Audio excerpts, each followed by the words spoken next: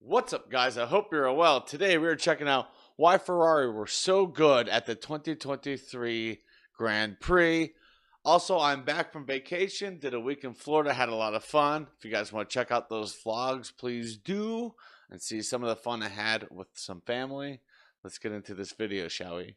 At the 2023 Italian Grand Prix, Ferrari made a spirited effort to try and end Red Bull's winning streak, with Carlos Sainz qualifying on pole, a position he defended incredibly hard from both Red Bulls and his own teammate Charles Leclerc to eventually finish third, his first podium of the season. It was Ferrari's best weekend of the season so far, and enough to overtake Aston Martin into third in the Constructors' Championship. No. But was this just a one-off from the Scuderia to give the Tifosi something to shout about, or is it something Ferrari can actually replicate? Stick around to find out where we think they could possibly do it again.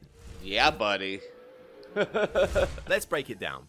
Monza as a track played perfectly into the strengths of Ferrari's 2023 car. Their power unit is strong and generates a lot of straight line speed. On Carlos Sainz's pole lap, his top speed was 7 km per hour faster than Verstappen's. It's why Ferrari also brought the smallest rear wing possible to try and maximize its top speed advantage. Monza has some low speed corners to break up the high speed sections, and Ferrari has been very strong in getting the balance of their car right through them. Sainz didn't need as much steering lock as Verstappen through turns 1 and 2, as well as the second chicane, because the Ferrari rotates its steering better than the Red Bull does. It's a big part of the reason Leclerc out-qualified the Red Bulls in Baku earlier this season, another track with long straights and multiple slow corner sequences. It's understood that Red Bull in general prioritize race pace over outright speed. Its unique suspension layout combined with its excellent floor setup means they have better rear tyre grip and aerodynamic balance over longer stints. But as a compromise, they struggle to get heat into their tyres at the start of a qualifying lap, which we saw in Hungary.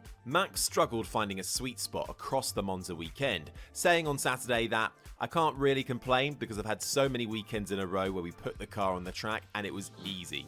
But here, it was a bit more difficult to find the right trade-off. At Monza, you're often just one side of the trade-off or on the other. But that trade-off was exactly why Verstappen was so unfazed at Sainz leading during the opening laps of the race. Max could see from lap 4 that Sainz was sliding the rear of his car just to stay in front. It was hard for Max to pass Sainz, even with DRS, due to Ferrari's excellent top speed and battery deployment. But over that first stint, Sainz cooked his rear tyres, eventually locking up the fronts on lap 15 into turn 1, giving up the lead and eventually giving Verstappen his record-breaking 10th consecutive win. It was a valiant effort from the Spaniard though. The 14 laps Sainz did leave was the most anyone has managed in a single race this season, outside of Red Bull. While Ferrari was excellent around Monza, it's been an outlier for their 2023 season as a whole. Monza was just their third pole position and fourth podium of the year, with Ferrari's home race a polar opposite to the previous round in Zandvoort, where its technical corners and high downforce needed to succeed had them struggling, with Sainz driving well just to get into the top 5. As F1 moves away from Europe for the rest of 2023, opportunities for Ferrari to capitalise on the strengths they do have look sparse. Their best chance to replicate Monza might be the first race in Las Vegas, with a street track layout similar to Baku with long straights, broken up by slower chicanes and 90-degree corners. Given Leclerc had qualified on pole around Baku 3 times already in his career, Vegas could be the round where he could cash in on Red Bull's few weaknesses. Were you impressed with Ferrari at Monza, and can you see a way they can challenge Red Bull for a win this season? Let us know in the comments, and if you like the video, be sure to subscribe. Well, that's a good question. Who do you think, which team, pardon me, do you think has the best chance of surpassing Red Bull?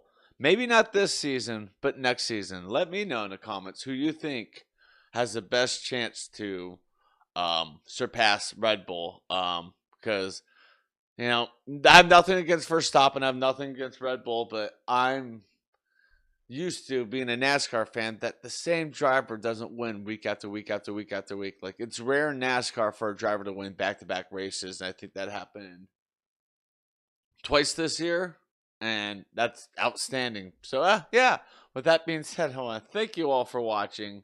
Stay safe, and don't forget to wash your hands. Bye.